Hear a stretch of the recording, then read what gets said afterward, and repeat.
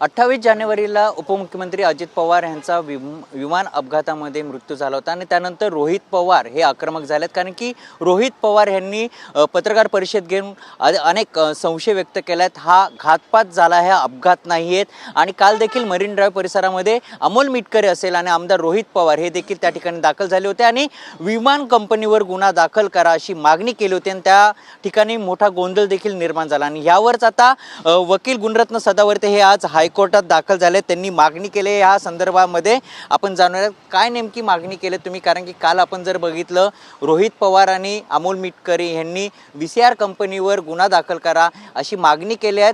दुसरी गोष्ट की अजित पवार यांचा अपघात नसून तो घातपात झालाय. या देशामध्ये कायद्याचं राज्य आहे. महाराष्ट्रामध्ये अजितदादा, देवेंद्रजी, एकनाथरावजी शिंदे यांचं सरकार म्हणजे त्यांच्या विचाराचं सरकार आहे. आणि तुम्हाला सांगतो इथं कोणती गोष्ट मला आत्तापर्यंत दिसली नाही की कोणती गोष्ट लपवाछपवीची आहे. मला दोन गोष्टी अधोरेखित करायच्यात. महाराष्ट्राचे उपमुख्यमंत्री अजित पवार साहेब होते. त्यांच्या अलीकडल्या काळात माझे त्यांचे संबंध आले. त्यांची भूमिका एकदम स्पष्ट आणि नेट आणि थेट होती. त्याच्यामुळं माझी डंके की चोटपेची भूमिका होती आणि मला दिसलं की ते कष्टकऱ्यांना न्याय देत होते. दिलाही त्यांनी न्याय, मी ज्या भूमिका मांडल्या त्यावर. परंतु दुःख आम्हालाही आहे, कारण आमचे जनतेचे उपमुख्यमंत्री होते. रोहित पवारांचे कुटुंबीय होते, त्यांना दुःख आहे. त्याच्या बाबतीत कुणाचे दुमत नाही. परंतु एखाद्या मृत्यूवर कायदा न समजून घेता आपण डायरेक्ट राजकारणच करायला निघायचं का आणि कायद्याचं गैरवर्तनापर्यंत जायचं का?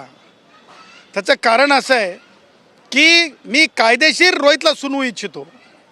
कारण मी एवढे दिवस पाहत होतो, मी म्हणजे भावना सांभाळून होतो की भावनांपर्यंत ठीक आहे, परंतु आपण कायदा बाह्य ज्यावेळेस वागायला लागतो त्यावेळेस कुणीतरी सुनावलं पाहिजे, ऐकवलं पाहिजे, वाजवलं पाहिजे. रोहितचं कालचं वर्तन पोलीस स्थानकातलं एका माध्यमाच्या आता पत्रकारांनी मला विचारलं की राड्यासारखं होतं. तुम्ही दुःखासाठी गेले होते की राड्यासाठी गेले होते? कारण ज्यावेळेस सामान्य मग कोणी असो आपली व्यथा घेऊन पोलीस स्थानकांमध्ये जातात, कष्टकरी कुटुंबातले असतील किंवा अन्यायग्रस्त वंचित घटकातले असतील, ते जेव्हा जातात तेव्हा ती स्तब्धता, ते गांभीर्य, ती म्हणजे काय म्हणतो त्यांना चिंता असलेली चेहरे हे लक्षात येतात.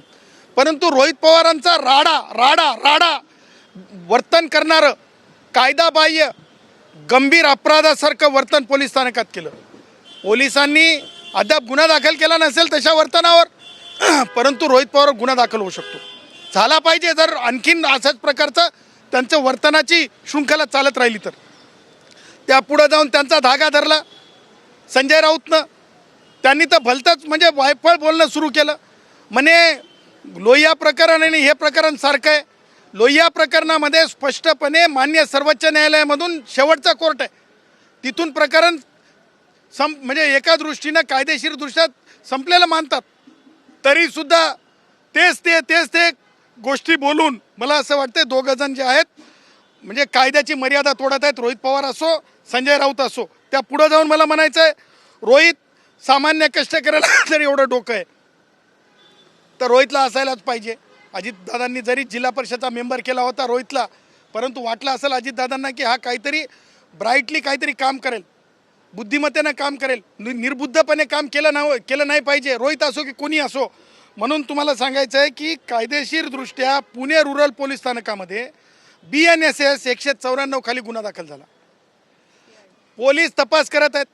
राज्य शासन संवेदनशील आहे, तेव्हाच राज्य शासनानं CIDकडे तपास दिला आहे. CID ही महाराष्ट्रातली सर्वोच्च संस्था आहे. असं असताना रोहितनं आपलं मत पुणे रुरल पोलीस स्टेशनला जाऊन दिलं पाहिजे जर स्टेटमेंट द्यायचं असेल तर. ही कायद्याची प्रक्रिया आहे.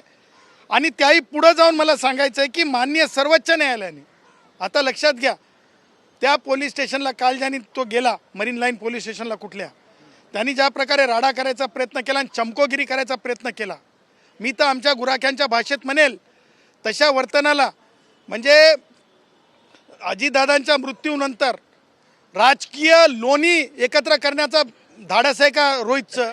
राजकीय लोणी एकत्र करण्याचं धाडस आहे का रोहितचं? असं देखील मी आमच्या गुराखी साहित्याच्या भाषेत त्याला मी विचारू शकतो किंवा महाराष्ट्राला मी सांगू शकतो. त्याचं कारण सांगतो की माननीय सर्वोच्च न्यायालयाने टी अँथोनी विरुद्ध केरळ सरकार 2001-6 SCC 181 ह्या केसमध्ये स्पष्ट सांगितलंय की एका प्रकरणात एकच गुन्हा दाखल असू शकेल एका कारणासाठी. ह्या सगळ्या कडी आहेत. बरं, त्याही पुढं जाऊन रोहितचं असं म्हणणं आहे का संजय राऊत किंवा रोहितनं या दोघांनी मिळून काय हे विमानं थांबवायचं सांगितलंय का? ह्याच देशातल्या तपास यंत्रणेने सांगितलं ना हे विमानं उडणार नाहीत. आणि त्यामुळं इथली यंत्रणा एवढी संवेदनशील आहे त्या प्रकरणाच्या बाबतीमध्ये, म्हणून विमानं थांबवले असतील, गुन्ह्याच्या बाबतीतले असतील, अपघाताच्या बाबतीतले असतील किंवा तपासाच्या बाबतीतले असतील, ह्या गोष्टी स्वयंस्पष्ट आहेत. सरकार अत्यंत उत्तमपणे, पोलीस अत्यंत उत्तमपणे कारवाई करत आहेत, काम करत आहेत, सर्वोच्च संस्था काम करत आहे. हे सगळं सत्य असताना मला असं वाटतं एक गोष्ट राहून रोहितला सुनेत्राताई पवार उपमुख्यमंत्री झाल्याने त्या डंके की चोट पे काम करत आहेत अजितदादांसारखं. हे काम करत असताना रोहितला त्या कमी राजकीय आहेत, कमी लेखत आहेत का? म्हणजे त्यांना समजत नाही असं त्या रोहितचं म्हणणं आहे का? आणि त्यामुळं मला असं म्हणायचं आहे की हे सगळं रोहितचं आज तारखेला ॲट द फेस हे सगळं राजकीय अंगानं रोहितचं चाललेलं आहे आणि कायदा बाह्य आहे. कायद्याची म्हणजे स्वतःची राजकीय झालर वाढवून घेण्याचा रोहितचा केवलवाणी प्रयत्न आहे. पण आपण जर बघितलं VCR कंपनी असेल किंवा DGCA कंपनी आणि ह्या कंपनीवर गुन्हा दाखल झाला पाहिजे. दोन्ही नेते असतील राष्ट्रवादीचे आणि त्यात ठाकरे गटाचे नेते संजय राऊत ही मागणी करत आहेत आणि ह्याच मागणीला आता आज देखील संजय राऊत म्हणतात की सुनेत्रा पवार यांनी, जसं तुम्ही आता म्हटलं की उपमुख्यमंत्री सुनेत्रा पवार यांचं नाव काढलं, सुनेत्रा पवार यांनी मुख्यमंत्र्यांकडे मागणी केली पाहिजे की त्या कंपन्यांवर गुन्हा दाखल झाला पाहिजे. या कंपन्यांमध्ये राजकीय गुंतवणूक आहे असा देखील आरोप होत आहे. मला हे स्पष्टपणे सांगायचं आहे संजय यार, कैसा यार संजय, थोड़ा कानून तो समझ लेना चाहिए भाई संजय. भिंडी बाजार के लोग भी ऐसा सोच नहीं रख सकते, इतना तो समझना चाहिए यार संजय. क्या बोला है एंथनी के केस में सुप्रीम कोर्ट ने? आणि BNSS कायद्याखाली गुन्हा दाखल झाल्याच्या नंतर स्वतंत्र वेगळा गुन्हा होत असतंय का संजय? त्याच गुन्ह्याच्या तपासाचा भाग आहे. आणि तुम्ही म्हणताय दोन यंत्रणांचे जे नावं घेतले त्यांनी विमानांमध्ये आणि त्यांच्या कारभाराबद्दल नाराजी व्यक्त केली किंवा ते बंद केले विमानं. हे करणारी यंत्रणा कोण आहे? भारत सरकार, महाराष्ट्र शासनाचीच यंत्रणा आहे ना, भारत सरकारची. म्हणजे सगळ्या गोष्टी अत्यंत खुल्या पद्धतीने रोहित पवारांच्या जे काही चाललेलं आहे रोहित पवारांचं त्याच्या बाबतीतल्या स्पष्ट आहेत.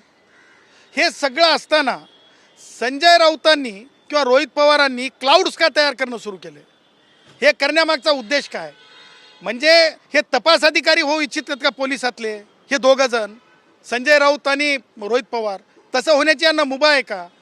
आणि त्या पुढं जाऊन संजय कुणीतरी म्हणल्याच्या नंतर गुन्हे दाखल होत नसतात. कायदेशीर प्रक्रिया अशी आहे की एकदा तपास यंत्रणेने तपास हाती घेतल्यानंतर, एकदा तपास यंत्रणा, ऐक Sanjay, you should listen mister Sanjay Raut, तुला ऐकावं लागेल. माननीय सर्वोच्च न्यायालयाने आणि उच्च न्यायालयाने एका नाही 1000 प्रकरणांमध्ये एखादा वकील ओळखीचा असेल तर विचारून घे संजय. 1000 वेळेस सांगितलेलं आहे तपास यंत्रणेला कुणी सुद्धा फिडिंग करणार नाही. तपास यंत्रणा स्वयंपूर्ण असतात. न्यायालयांनी सुद्धा तपास यंत्रणेला तपासात हस्तक्षेप करू नये इथपर्यंत मान्य सर्वोच्च न्यायालयाची ताठर भूमिका आहे. अशा परिस्थितीमध्ये सुनेत्राताईंना काही समजत नाही, कळत नाही. आम्ही काहीतरी सुचवत आहोत, त्या वैचारिकदृष्ट्या परिपूर्ण नाहीत असं संजय राऊतला म्हणायचं आहे का? हे बोलण्यामागं सुनेत्राताई पवार महिला आहेत, सुनेत्राताई महिला आहेत. आणि सुनेत्राताईंना मी म्हणजे त्या दिल्लीला खासदार होऊन गेल्याच्या नंतर त्यावेळेस एक वेळेस ते पीठासीन म्हणजे सभापती होऊन बसल्या होत्या. त्यावेळेस मी ज्यावेळेस त्यांना पाहिलं होतं त्यावेळेसच माझ्या मनात आलं होतं की खरी जिजाऊची आणि सावित्रीची लेक तिथं बसून ज्या प्रकारे त्या हाऊसला ॲड्रेस करत होत्या, सभागृहाला हे करत होत्या, त्यावेळेस त्यांची कुवत मी पाहिलेली आहे, त्यांची शक्ती, त्यांची एनर्जी पाहिलेली आहे. संजय राऊतचे मनवे, झोपेत काय सुचलं, स्वप्नात काय दिसलं त्याच्यावर बोलणारा संजयच्या बोलण्याला काही किंमत नाही. एवढंच मी म्हणेल, संजय आणि रोहित पवारने जर थांबवलं नाही तर दोघांच्या बाबतीमध्ये योग्य कायदेशीर बाबी पुढे आणल्या जातील. महाराष्ट्राला बदनाम करण्याच्या मागे लागू नये. तपास अत्यंत व्यवस्थित चाललेला आहे आणि तपासावर सगळ्यांचा विश्वास असला पाहिजे. रोहित पवार वारंवार ब्लॅक बॉक्स हा पहिला जळाला होता, त्यानंतर तो सुरळीत आहे आणि ब्लॅक बॉक्सवरूनच आक्षेप घेतला जातोय. कुठेतरी रोहित पवार बोलत आहे की अजित पवार यांचा अपघात नाही आहे, हा घातपातच झाला असा संशय व्यक्त करत आहेत. मला सांगा, या देशामध्ये फॉरेन्सिक सायन्स आहे आणि DGCA असेल किंवा ब्लॅक बॉक्सच्या बाबतीतली माहिती असेल, ही सगळी माहिती तर तपास यंत्रणेनंच घेतलेली नाही का, रोहित पवारने घेतलेली नाही. रोहित पवार काय फॉरेन्सिकचा एक्सपर्ट आहे का? आणि ही सगळी तपास यंत्रणेचाच भाग आहे ना. हे सगळं असताना आपण बाहेर येऊन चमकोगिरी का करावी? रोहितनं चमकोगिरी का करावी? माध्यमांना येऊन का सांगावं? तपास यंत्रणेला अफिडेविट करावं ना, तपास यंत्रणेकडे अफिडेविट करून द्यावं ना. ते रोहितला करायचं नाही. रोहितला फक्त चमकोगिरी करायची आहे, त्याच्या व्यतिरिक्त रोहितला काही करायचं नाही. एक वेगळा प्रश्न आपण जर बघितलं, काँग्रेसचे प्रदेश अध्यक्ष हर्षवर्धन सपकाळ यांनी टिपू सुलतानची तुलना छत्रपती शिवाजी महाराज यांच्या सोबत केली आहेत आणि त्यानंतर शाहू महाराज असतील त्यांनी देखील म्हटलं आहे. कसं पाहता ह्या विधानाकडे? ते कोण सपकाळ काय म्हणालात? ते हर्षवर्धन सपकाळ काय त्यांच्या विचार त्यांना उत्तर देण्याचे इतपत त्यांचे वैचारिक लायकी आहे असं मला वाटत नाही. त्यामुळे मी त्यांना बोलून मोठं करत नाही. परंतु काँग्रेसचे खासदार छत्रपती शाहू शहाजी यांच्या वक्तव्याचा मी निषेध करतो.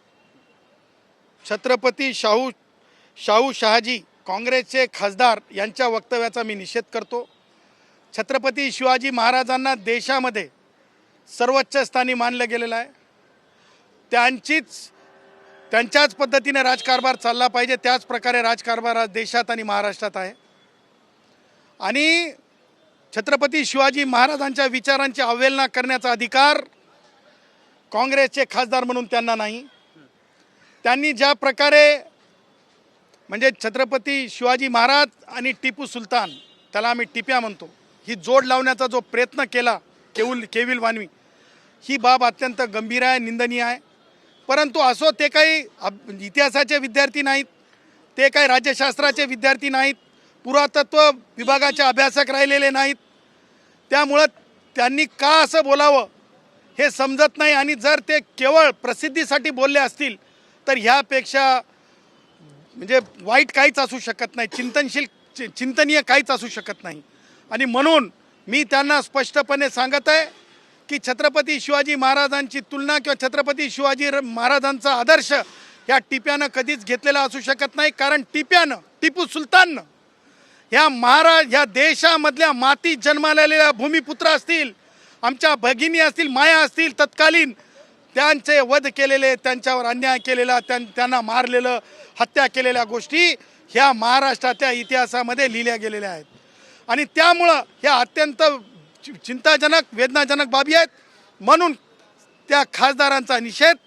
आणि त्या पुढं जाऊन मला हे म्हणायचं आहे की महाराष्ट्रातला, हिंदुस्थानातला माणूस श्वानावर प्रेम करणारा आहे, कुत्र्यावर प्रेम करणारा आहे. टिपू सुलतान, टिप्या हे नाव कुत्र्याचं सुद्धा, टिपू सुलतान, टिप्या हे नाव या देशातला भूमिपुत्र कुत्र्याचं सुद्धा ठेवणार नाही. हे सुद्धा मी डंके की चोट पे काँग्रेसचे खासदार कोल्हापूरचे त्यांना मी सांगत आहे.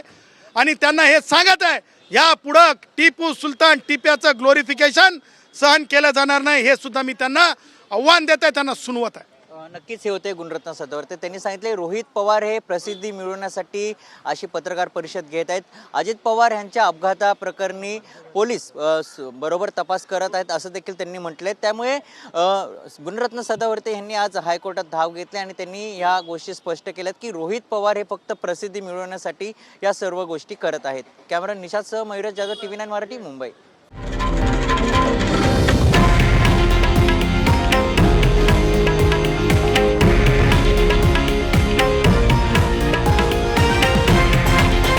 हे आहे देशातील नंबर 1 न्यूज नेटवर्क आणि आपण पाहत आहात TV9 मराठी, एकमेव.